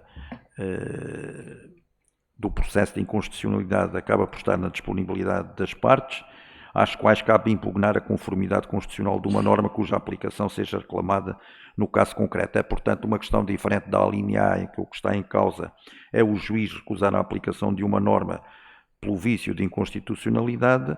Aqui são as partes que durante o processo suscitam a inconstitucionalidade de uma norma e, de facto, este é o caso que mais aparece no Tribunal Constitucional. Pode-se dizer que, no fundo, não existindo no direito português o recurso de amparo ou queixa constitucional, a Verfassungsbeschwerde alemã, ou o recurso de amparo espanhol e, enfim, também de outros países, a proteção dos direitos fundamentais acaba por vir a ser realizada ou concedida aos particulares essa possibilidade na fiscalização concreta, sobretudo no recurso de decisões negativas de inconstitucionalidade. É evidente que, nestes casos, há pressupostos específicos, para além daqueles que já referi, do caráter instrumental, da necessidade de respeitar a ratio decidendi da decisão do Tribunal AQO e também da dimensão normativa da questão que está em causa, do objeto do recurso. Nestes casos do recurso de decisões negativas de inconstitucionalidade, há outras exigências que são a exaustão dos recursos ordinários. Portanto, pressupõe-se que a questão de inconstitucionalidade tem que ir sendo colocada nas várias instâncias e só exauridos os recursos ordinários é que se pode ir para o Tribunal Constitucional. O respeito pelas exigências formais do requerimento de interposição do recurso do artigo 75A da Lei do Tribunal Constitucional e a suscitação prévia e adequada. Bom, eu iria passar pelo desenvolvimento destas questões, senão perderemos muito mais tempo e ultrapassarei largamente os 20 minutos, não sei, aliás, se não ultrapassei já. Quanto ao recurso de decisões positivas de inconstitucionalidade, estas são diretamente recorríveis para o Tribunal Constitucional, pela parte que sofra um prejuízo em consequência da decisão, sendo o recurso obrigatório para o Ministério Público, nos casos previstos no número 3 do artigo 280 da Constituição e no número 3 do artigo 72 da LTC. Importa salientar que aqui uma questão muito importante, e na senda da orientação jurisprudencial uniforme, não são naturalmente recorríveis as falsas recusas de aplicação de normas jurídicas.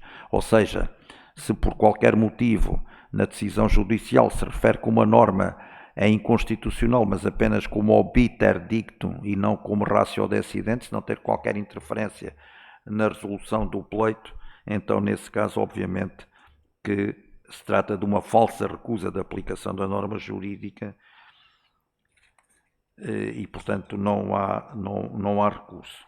As questões mais importantes neste aspecto, penso que já disse alguma coisa sobre isso, embora se trate de uma proteção, de uma tutela reflexa ou indireta dos particulares, acho que ela de qualquer forma existe no ordenamento jurídico português, mesmo sem o recurso de amparo ou sem queixa constitucional. Não é, pois, correto afirmar que o sistema português de fiscalização, em particular em fiscalização concreta, não conceda tutela efetiva aos particulares. Além disso, acresce que, por força da jurisprudência constitucional, o recurso não ampara apenas os direitos fundamentais somente contra as normas jurídicas em si mesmas, mas também contra as interpretações que sejam objeto da sua aplicação aos casos concretos. E é, sobretudo, no recurso de decisões negativas de constitucionalidade que mais se efetiva a proteção dos direitos, liberdades e garantias dos particulares. Sendo que a fiscalização concreta continua a ser amplamente predominante na atividade do Tribunal Constitucional. O que é atestado por dados estatísticos. Assim, por exemplo, das 1.705 decisões proferidas em 2024, cerca de 94% foram em fiscalização concreta, portanto é um número amplíssimo, e a larga maioria dessas decisões referem-se a recursos de constitucionalidade impostos de decisões negativas de inconstitucionalidade. É evidente que há sempre questões que são discutidas, a eventual utilização do Tribunal Constitucional como expediente dilatório e, portanto, no fundo, como mais uma instância de recurso, e também, no fundo, a questão que se pode levantar é o sistema de recurso assentar em múltiplos pressupostos formais. Enfim, eu não vou desenvolver essas questões, são questões conhecidas, só queria terminar por dizer porque me parecia mais adequado, porque estamos a falar da proteção de direitos, liberdades e garantias dos particulares e, portanto, suscitando naturalmente a intervenção dos advogados, é evidente que o que acabei de dizer não pode fazer esquecer que as pessoas também, os particulares, as entidades, também podem sempre recorrer, por exemplo, às entidades que podem requerer a fiscalização abstrata sucessiva, sobretudo a fiscalização abstrata sucessiva da constitucionalidade.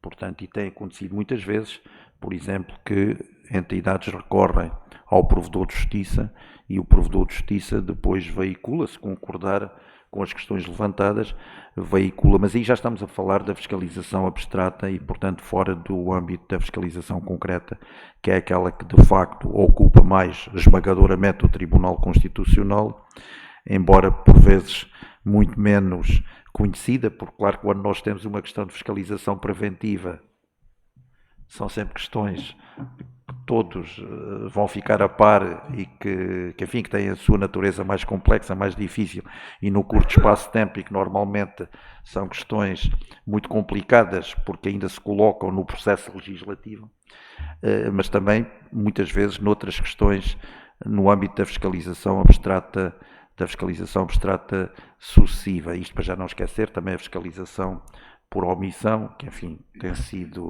tem acontecido pouco, mas eu achei que era mais adequado sobre esta questão do acesso dos particulares à jurisdição constitucional, concentrar no recurso de fiscalização concreta da constitucionalidade, chamando precisamente a atenção para aquilo que mais interessa aos indivíduos, enfim, de uma forma geral às pessoas, é de facto o recurso de decisões negativas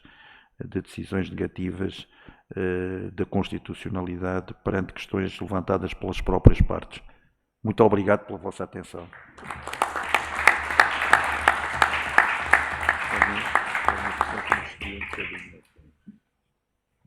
Peço desculpa ao Sr. Moderador.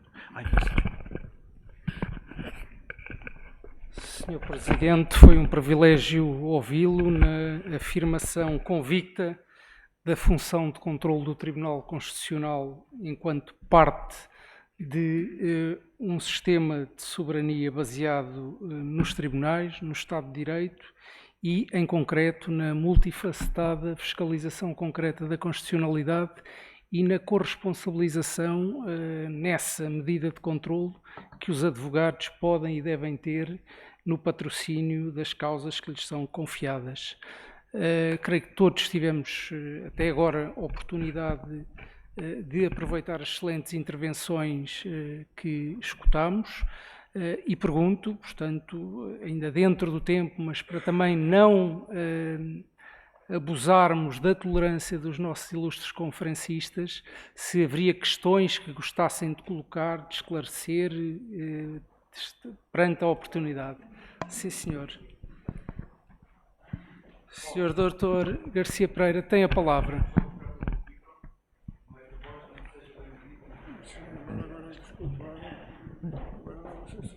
Muito obrigado. António Garcia Pereira. Eu ponho a questão a qualquer dos três oradores. Apetecia-me mais pô-la só ao Presidente do Tribunal Constitucional, mas ponho aos três. Aliás, são duas. A primeira é o regime de custas. Nós temos um regime de custas que, para o cidadão comum, e estou a pensar sobretudo para o cidadão comum, por exemplo, trabalhador por conta de outra, é violentíssimo. E se não era de pensar em se alterar o regime de custas, de forma a aligeirar o montante das custas, 7 a 10 ou até mesmo 15 unidades de conta por decisão sumária, 20 a 25 unidades de conta por acórdão, relativamente, por exemplo, a um trabalhador por conta de outra, que acha ou que entende que há uma norma inconstitucional, é uma brutalidade que leva muitos, seguramente, dos colegas que estão aqui sentados, a quando têm que aconselhar um constituinte, chamarem a atenção para esse facto, e como nós sabemos, a lei do apoio judiciário dá isenção de custas apenas aos indigentes que vivem debaixo das pontes. E, portanto, o cidadão médio está sempre fora da isenção e não tem condições para estar a gastar isso. Em contrapartida, e isto tem a ver com partes, não tem a ver com advogados, há entidades especializadas, uma delas chama-se TAP Air Portugal, SA, especializadas em dilatar o trânsito em julgado de decisões condenatórias por recursos para o Tribunal Constitucional, alguns deles manifestamente sem nenhum fundamento, mas que lhe permitem pura e simplesmente adiar o trânsito. E em vez de estar a pensar em multar advogados, talvez se devesse pensar era em, de facto, diferenciar o montante das custas em função da capacidade económica de quem lá recorre. Primeira questão. Segunda questão, normas. Uma convenção coletiva as normas de uma convenção coletiva de trabalho. Eu estou a puxar, obviamente, a brasa à minha sardinha do direito do trabalho. Mas uma norma de uma convenção coletiva de trabalho que regula relações jurídicas e que estabelece uma solução que manifestamente afronta um preceito ou um princípio constitucional, deve ou não deve merecer, digamos, o juízo de verificação da constitucionalidade pelo Tribunal Constitucional. Terceiro ponto, este é mais delicado. Falámos aqui do Tribunal Constitucional, dos direitos, liberdades e garantias e da Constituição. Aproveito para saudar os três oradores e a excelência das intervenções, todos eles. Há uma competência do Tribunal Constitucional que ele não pode desencadear por si, porque só pode fazê-la a impulso do Ministério Público, mas que tem que ver com um tema de grande atualidade e que é o de determinar a extinção dos partidos políticos de natureza fascista, natureza racista, e sabe-se que o Tribunal Constitucional não pode desencadear esse procedimento, está dependente do Ministério Público, tema esse que dá para mais uns 10 colóquios pelo menos, e que eu desafio o Sr. Presidente do Conselho Regional de Lisboa e o Sr. Bastonário a que se organizem debates para se debater a sério aquilo que é o Ministério Público neste momento no Estado português, que é um Estado dentro do Estado, não sujeito a verificação designadamente jurisdicional dos seus atos. E esta questão, se mais ninguém abre a boca para falar disto, abrem os advogados e a sua ordem. Mas, independentemente disso, eu acho que é uma função também muito importante e que não deve ser desprezada, porque a defesa da Constituição passa também pela defesa contra aqueles que a querem destruir. E é tudo.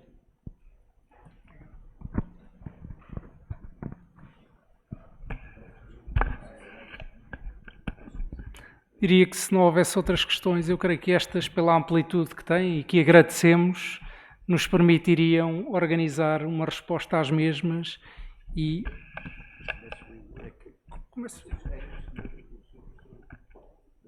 Eu pergunto aos três. Mas tem mandato. Mas é que eu também estou muito mais limitado. Estou muito mais limitado que os outros oradores. Estou muito mais limitado. Mas eu começaria por dizer de uma forma muito sintética. Aliás, conheço subejamente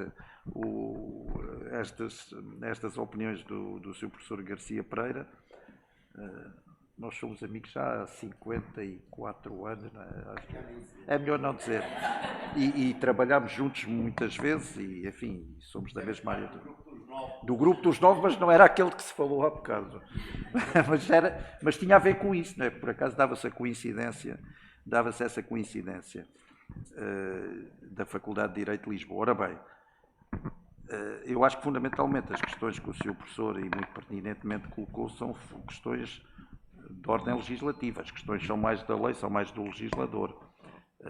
Há um regime de custas, aquilo que o Sr. Professor disse é bastante pertinente. Quem tem que decidir do regime de custas é o legislador. Aquilo que eu posso dizer é que nós aplicamos a lei em relação a isso e procuramos, de facto, ponderar todas estas questões, como aliás a própria lei manda fazer. É evidente que em Portugal, o Sr. Professor acabou de o dizer de uma forma muito clara, praticamente só quem pode persistir no prolongamento dos processos acabam por ser ou os indigentes ou ou então quem tem possibilidades económicas para isso. Mas pronto, mas isso é uma questão da lei. E depois, tenho a impressão que aqui a propósito da TAP era mais ou menos a mesma questão, ainda era o regime de custas.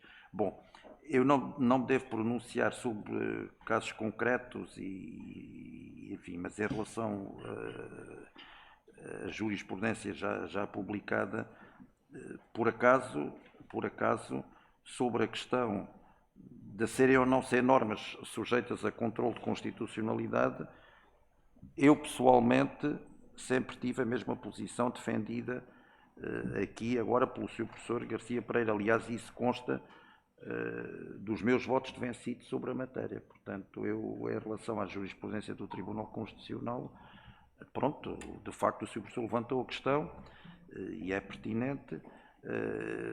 Eu considero e posso dizer isto, portanto, não estou aqui a violar os meus deveres de reserva, porque os acórdãos estão publicados e, portanto, nesta questão, o Tribunal aqui sobre a questão do controle de constitucionalidade das convenções coletivas de trabalho já tem oscilado, também dependente da composição e tal. Atualmente, das últimas vezes, tem predominado, portanto, a ideia da inadmissibilidade de fiscalização constitucional das normas de convenções coletivas. Não estou a violar nenhum dever de reserva que eu tenho ao dizer, porque está publicado, as decisões estão publicadas e, portanto, tenho votado vencido. Venci nestas decisões, votei vencido. Quanto àquilo que o Sr. Professor Garcia Pereira disse, é uma competência do Tribunal Constitucional, mas o Tribunal Constitucional, como tribunal, não pode fazer nada. Quem pode desencadear o processo de que estamos a falar é precisamente o Ministério Público. E pronto, eu acho que fora disto não posso dizer mais coisas, mas muito obrigado pelas questões. Eu Penso que vou o Sr. Dr. Zé Miguel Júdio e o Sr. dizer, Professor Jorge Miranda estão mais à também vontade. tenho as minhas limitações de outro tipo, porque tomei uma opção de, enquanto um membro da minha família está ligado ao setor em funções orçamentais, não tomo qualquer posição pública, não falo publicamente por nenhum assunto que possa ter algum direto ou indiretamente algum relevo, por razões que creio que são compreensíveis. Mas posso falar de uma coisa em geral, que é o seguinte: é uma cultura típica do Estado português e não só, que é o seguinte: o princípio devia ser a liberdade e a defesa contra o abuso era a punição do abuso. O que é que acontece em Portugal, em muitos setores, não estou só a falar dos tribunais, é que porque não há coragem, ou não há condições, ou não há segurança para punir abusos, limitam-se os direitos a todos. Eu nunca me esqueço do tempo em que era preciso que uma procura, o subestabelecimento de um advogado ou outro advogado tivesse a assinatura reconhecida pelo notário, para evitar o risco de uma falsificação. Portanto, eu sou sempre favorável ao máximo dos direitos e ao máximo de sanção para quem abusa desses mesmos direitos. Creio que a resposta está dada.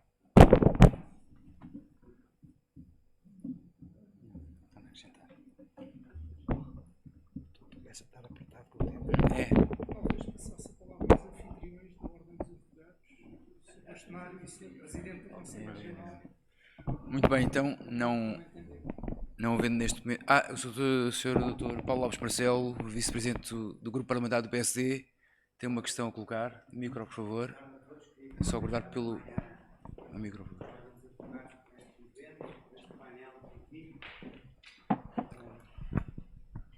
Boa tarde a todos. Cumprimentar a Ordem dos Advogados, o Conselho Regional de Lisboa, pela organização deste evento tão rico, onde aprendi muito com todos os que falaram. A minha pergunta é muito simples, penso que é oportuna. O artigo 20 da Constituição fala do direito fundamental a uma tutela jurisdicional efetiva. Portanto, uma justiça num tempo razoável. E nós, em Portugal, nos últimos anos, infelizmente, habituámos a ter decisões judiciais, tanto na justiça civil como na justiça penal, como até, infelizmente, na justiça administrativa, que demoram 7, 8, 10, 12, 15 anos. Não estou a dizer que é a regra geral, ainda bem, mas há situações limite onde os prazos são tão estendidos, são tão lentos, que este direito fundamental pode ficar em causa. Portanto, os cidadãos terem direito a uma decisão judicial transitada em julgado num tempo razoável, num tempo oportuno. Portanto, a minha pergunta relacionada com o tema que nos traz aqui hoje é como é que a Ordem dos Advogados pode contribuir, ou está a contribuir, para que este princípio da tutela jurisdicional efetiva seja concretizado e seja cumprido na nossa ordem jurídica. Muito obrigado. Bem, a pergunta dirige-se mais aos membros da ordem do que se calhar aos nossos oradores convidados. Se o Dr.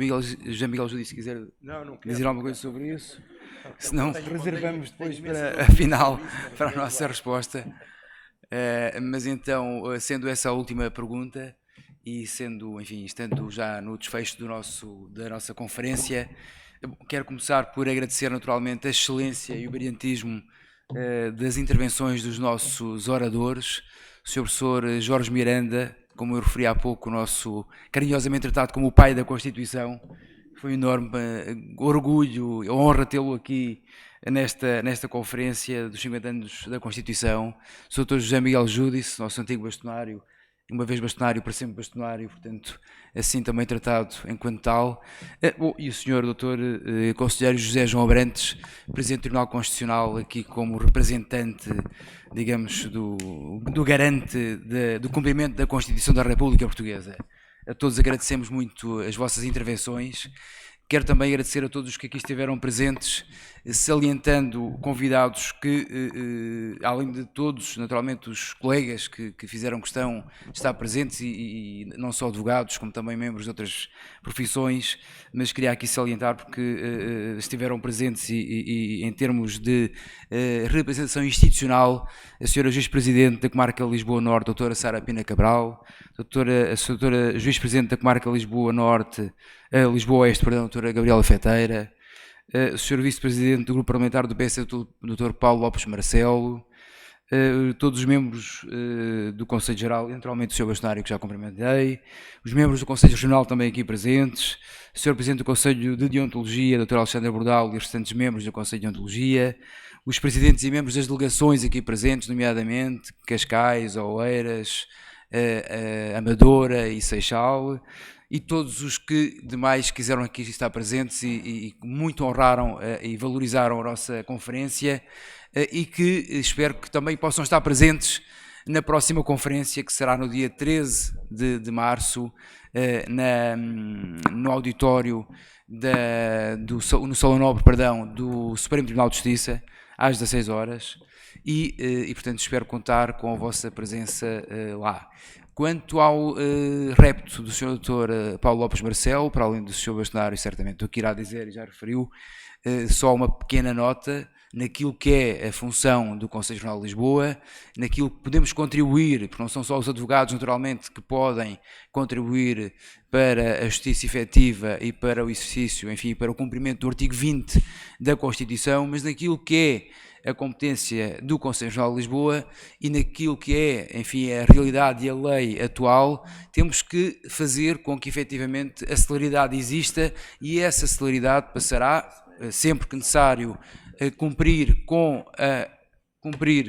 as nomeações que sejam feitas, nomeadamente no âmbito do apoio judiciário, de acordo com aquilo que a lei prevê. Naturalmente que pode haver casos especiais e, caso tal se justifique, poderão ser adotadas, e a lei também o permite, regras especiais, e será também contribuir para a discussão, nomeadamente das alterações legislativas que estão em curso, refiro-me designadamente ao Código de Processo Penal, enfim, e as proclamadas e polémicas normas e alterações imprevistas, enfim, tendo como expoente máximo a questão das multas aplicadas aos sujeitos processuais, incluindo advogados, pela prática de atos dilatórios, atos manifestamente infundados, que nos parece, e posso também desde já dizer, tivemos a oportunidade de o transmitir quando das reuniões que mantivemos com os grupos parlamentares, que somos frontalmente contra essa norma, entendemos que ela não é necessária e, desde logo, porque não são os advogados os principais responsáveis pela lentidão e pelo atraso nos processos.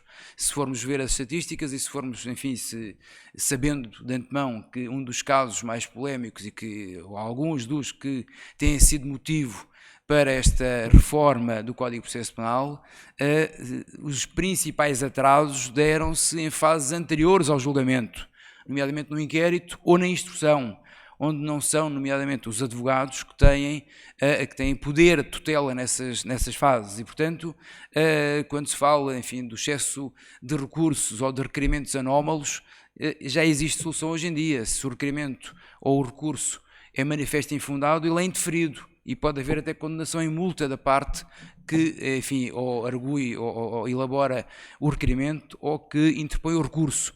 Portanto, enfim, é algo que infelizmente pode vir a contribuir para marcar esta revisão do Código de Processo Penal. Há outras soluções, outras alterações que fazem sentido e que são bem-vindas e que naturalmente também já teremos a oportunidade tivemos e voltaremos a ter a oportunidade de as discutir, mas esta infelizmente marcará pela negativa esta alteração do Código de Processo Penal. O que quero dizer com isto, e para concluir, antes de passar a palavra ao Sr. Bastonário, é que a Ordem dos Advogados, e designadamente o Conselho Regional de Lisboa, estará sempre ao serviço da Justiça, e estará sempre do lado da lei, e estará aqui para, naturalmente, colaborar com a Justiça naquilo que for possível, enfim, no limite que a lei também lhe permita, e contribuindo para a celeridade da justiça, porque é isso que nos interessa.